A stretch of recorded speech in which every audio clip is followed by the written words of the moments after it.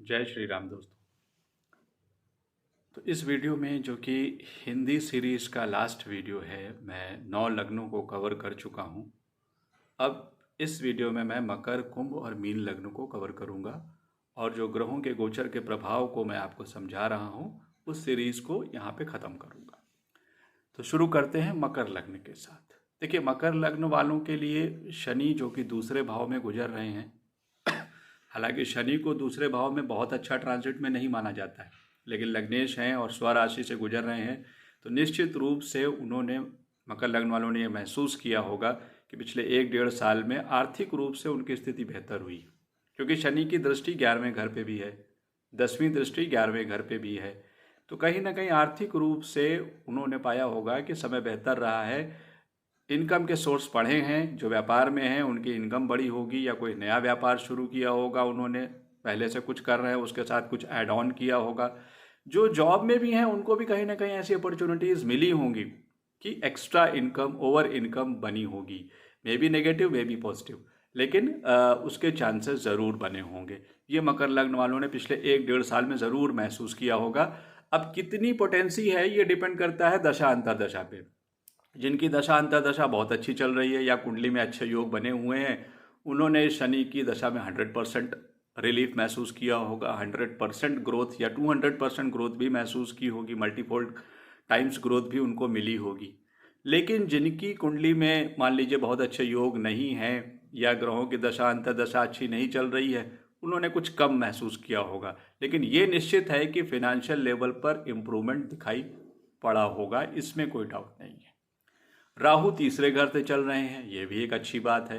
राहु केतु का 3rd-9th axis अच्छा होता है, तो नए नए इनिशिएटिव, नए नए थॉट, नए नए आइडियाज़ भी आ रहे हैं। या हो सकता है आइडियाज़ पहले रहे हों मगर आपने आलस में या लापरवाही में उसको एग्जीक्यूट ना किया हो, तो निश्चित रूप से राहु के ट्रांजिट ने आपको फोर्स किया होगा और पिछले 6-8 महीनों में आपने महसूस किया होगा कि कुछ नया तो आपने निश्चित रूप से इनिशिएटिव लिया है, चाहे वो आपकी प्रोफेशनल लाइफ हो या पर्सनल लाइफ हो।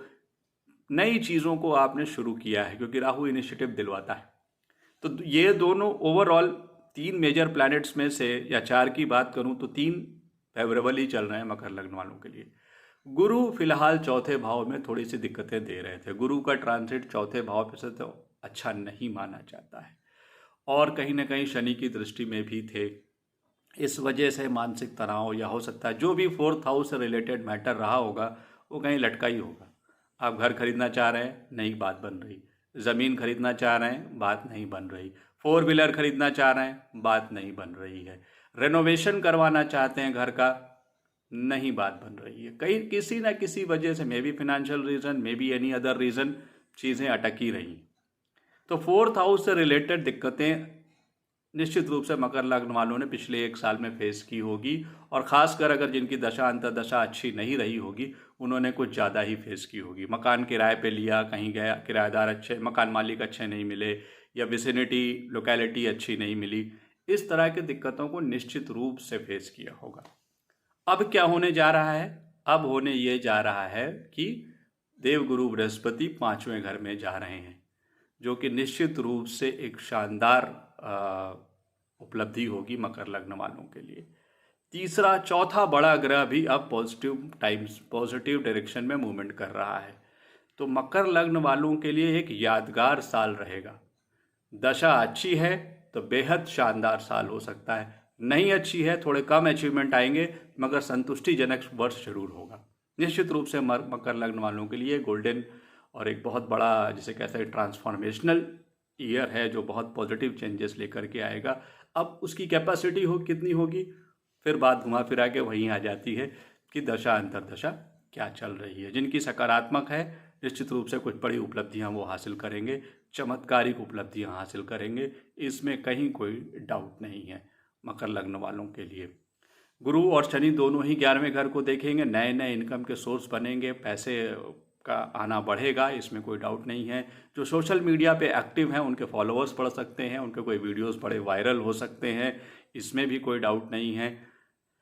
साथ ही साथ राहु की भी दृष्टि है, जो सोशल मीडिया पे सक्सेस का प्लैनेट ही है। सोशल मीडिया पे सक्सेस ही राहु की बदौलत मिलती है। जब तक राहु बहुत सकारात्मक कुंडली में ना हो, सोशल मीडिया पे सक्सेस जरा मुश्किल होती है। तो शनि, राहु, बृहस्पति तीनों ही 11वें घर को देख रहे हैं, जो सोशल मीडिया में सक्सेस का हाउस है। तो सोशल मीडिया में जो लोग एक्टिव हैं मकर लग्न के लिए, उनके लिए गोल्डन ईयर हो सकता है। उसके अलावा जो कहीं जॉब में है या बिजनेस में है या प्रोफेशन में है उनके लिए भी इनकम के पॉइंट ऑफ व्यू से बहुत अच्छा समय है। कुछ नए कॉन्टैक्ट्स बन सकते हैं, कुछ अच्छे दोस्त बन सकते हैं, अच्छे क्लाइंट्स आपको मिलेंगे, उनके लिए भी बेहतर समय है। 5th हाउस का जुपिटर इन्वेस्टमेंट के पॉइंट ऑफ व्यू से भी अच्छा है। अगर आप पैसा कहीं शेयर मार्केट में या किसी ऐसी जगह इन्वेस्ट करना चाहते हैं जहां से आप अच्छे रिटर्न देख रहे हैं, तो टाइम अच्छा है। आप इस डिसीजन को कैरी फॉरवर्ड कर सकते हैं, आगे ले जा सकते हैं, इन्वेस्टमेंट कर सकते हैं। संतान के पॉइंट ऑफ व्यू से भी अच्छा समय है। जो संतान चाहते हैं उनके लिए भी, जिनकी संतान ऑलरेडी है वो जहाँ भी है अच्छा परफॉर्म करेगी, अच्छे आपको समाचार वहाँ से मिलेंगे।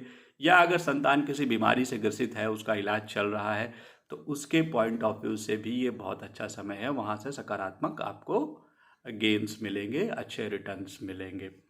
और अगर मैं बात करूँ तो राहु की बात कर लेता हूँ। राहु 3rd, 7 और 11th हाउस पे इफेक्ट रखेंगे।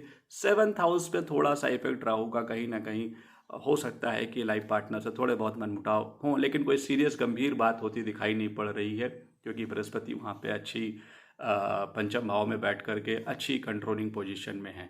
तो अगर शॉर्ट में बोलें तो मकर लग्न वालों के लिए चारों बड़े ग्रह बहुत ही सकारात्मक मोड़ पर आ गए हैं।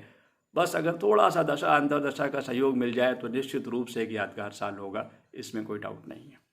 अब बात करते हैं कुंभ लग्न वालों की। कुंभ के लिए शनि लग्न से गुजर रहे हैं। लग्न से शनि का गुजरना बहुत अच्छा नहीं होता है, उनकी दृष्टि दशम भाव पर होती है और एक तरह का ये 7.5 वाला इफेक्ट होता है। और कहीं ना कहीं उनको ये इफेक्ट देखने को मिले हैं। कार्य क्षेत्र में उनके फ्रस्ट्रेशंस बड़े होंगे। निश्चित रूप से मनचाही सफलता उनको नहीं मिल रही होगी। वो जितने भी एफर्ट करते हैं बॉसेस नाराज ही रहते हैं, या टारगेट्स मीट आउट नहीं होते हैं, या जो रिस्पॉन्सिबिलिटी दी जाए उसको वो पूरा नहीं कर पाते हैं। हेल्थ इश्यूज़ भी देखने को मिलते हैं। हालांकि हेल्थ इश्यूज़ तो थोड़े कम ही रहेंगे, कुंभ लग्न के वो स्वामी हैं, लग्नेश हैं, तो हेल्थ इश्यूज़ तो इतना नहीं देंगे, लेकिन करियर के प्रोस्पेक्ट से दिक्कतें शनिदेव दे रहे हैं और ये कुंभ लग्न वाले महसूस कर रहे होंगे पिछले 1-1.5 साल में। तीसरे भाव पर दृष्टि भाइयों से, पड़ोसियों से, मित्रों से भी भेदभाव बना कर रखती है, दिक्कतें बना करके रखती है। कहीं ना कहीं उससे रिलेटेड समस्याएं आती दिखाई पड़ती हैं कुंभ लग्न वालों के लिए।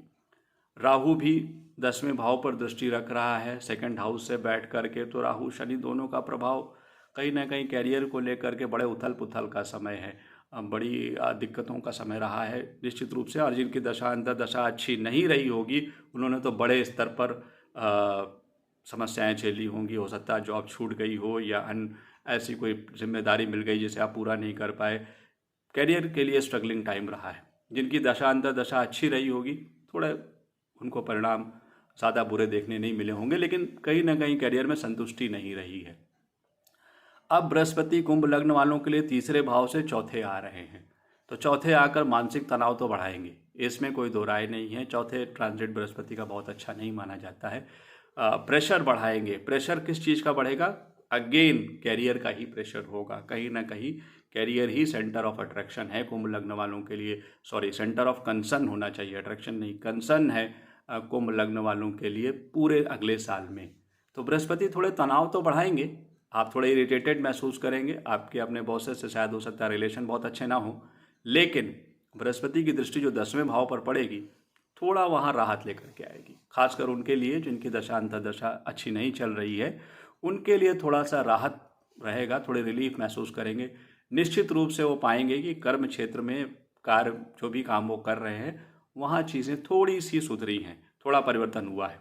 और अगर दशा अंतर्दशा अच्छी है तो कुछ बड़े परिवर्तन भी हो सकते हैं सकारात्मक। तो कुल मिलाकर कुंभ लग्न वालों के लिए थोड़ी राहत कर्म क्षेत्र को लेकर के बृहस्पति देंगे, लेकिन साथ ही साथ मानसिक तनाव बढ़ाएंगे। साथ ही साथ कहीं ना कहीं कुछ गंभीर बीमारियों की तरफ भी इशारा कर रहे हैं, जिनका उनको ध्यान देने की ज़रूरत है। विशेष रूप से अपनी नींद को लेकर के बहुत सजग रहने की ज़रूरत है, क्योंकि नीच दृष्टि 12वें भाव पर गुरु की दृष्टि जहाँ होगी वहाँ उनकी नीच राशि होगी, तो नींद को डिस्टर्ब कर सकते हैं, इंसोम्निया की प्रॉब्लम हो सकती है। और ख़ासकर चूँकि कुंभ लग्न वायु तत्वीय लग्न भी है, तो कुंभ लग्न वालों के लिए तो ये बाय डिफ़ॉल्ट बीमारी है। जितने वायु तत्व प्रधान लोग होते हैं उनको नींद वैसे ही कम आती है, और थोड़ा सा तनाव बढ़ जाए तो और ज़्यादा कम नींद आने लगती है। तो थोड़ा नींद के प्रोस्पेक्ट से ध्यान देने की ज़रूरत है। अपने हेल्थ पर फोकस रखें और नियमित रूप से प्राणायाम योगाभ्यास जरूर करें। तो अगर इन शॉर्ट बोले तो निश्चित रूप से कुंभ लग्न वालों के लिए थोड़ा सा चैलेंजिंग समय है, खासकर जिनकी दशा अंतर्दशा अच्छी नहीं चल रही है। विशेष रूप से ध्यान रखें और कुछ प्रिकॉशंस लेने की सख्त आवश्यकता है। अब अगर मीन लग्न वालों की बात करें तो उनके लिए शनिदेव 12वें स्थान से गुजर रहे हैं, सेकंड हाउस को देख रहे हैं। फिनांस उनके लिए चैलेंजिंग रहा होगा। पिछले 1-1.5 साल में उन्होंने ज़रूर महसूस किया होगा कि किसी न किसी वजह से जितना भी वो कमाते हैं खर्च हो जाता है, सेविंग नहीं हो पा रही, बच नहीं रहा है, कहीं ना कहीं एक्सपेंसेस बढ़ जाते हैं। शनि 12वें है, 12वें घर के कारक ग्रह होते हैं, अपनी राशि में और सेकंड हाउस को देख रहे हैं, बचने नहीं दे रहे हैं, घुमा फिरा के कहीं ना कहीं से वो खर्च हो जा रहा है। जो भी वो कोशिश करते हैं, अगर सोचते हैं कि महीने में मैं 20,000 बचा लूँ तो कहीं 2-4-5 हज़ार की ही बचत हो पाती है, बाकी निकल जाता है। ये दिक्कत है।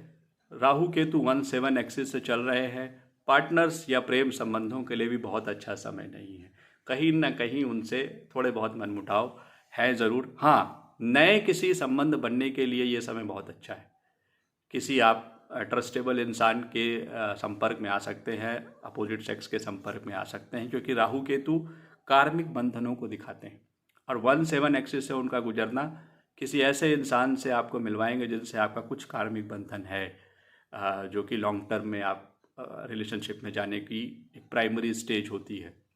साथ ही साथ जुपिटर भी अब घूम करके 3rd हाउस में आ रहे हैं, तो वो भी केतु को देख लेंगे। तो एक स्ट्रॉन्ग रिलेशनशिप के संकेत हैं मीन लग्न वालों के, जो कि विवाह में भी बदल सकते हैं, विवाह में भी कन्वर्ट हो सकते हैं, क्योंकि कार्मिक बंधनों से ही विवाह होता है। हिंदू मान्यता, सनातन धर्म की मान्यता यही है कि विवाह जैसा एक स्थायी संबंध किसी ऐसे व्यक्ति या स्त्री या पुरुष से ही बनता है जिनसे हमारे कुछ कार्मिक बंधन होते हैं, अच्छे या बुरे, वो दोनों हो सकते हैं, लेकिन उन्हीं से विवाह जैसी स्थितियां बनती है।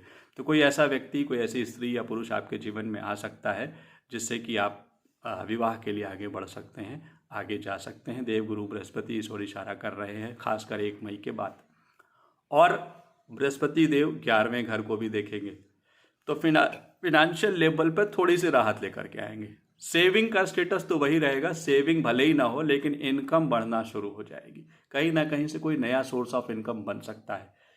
ऑलरेडी जो आपके पास हैं वो तो है ही, कुछ नया सोर्स ऑफ इनकम भी मीन लग्न वालों के लिए बन सकता है। बिजनेसमैन के लिए बहुत ही रिलीफ देने वाला समय है, क्योंकि 7th और 11th जो दोनों ही व्यापार के घर हैं उन पे बृहस्पति का प्रभाव होगा। अगर दशा अंतर्दशा अच्छी है तो ये गोचर काफ़ी रिलीफ लेकर के आएगा मीन लग्न वालों के लिए। पिछले 1-1.5 साल से काफ़ी परेशान रहे हैं वो फिनेंशियल लेवल पर, तो यहाँ पे कहीं ना कहीं उनको राहत मिलने वाली है, अच्छी राहत मिलेगी।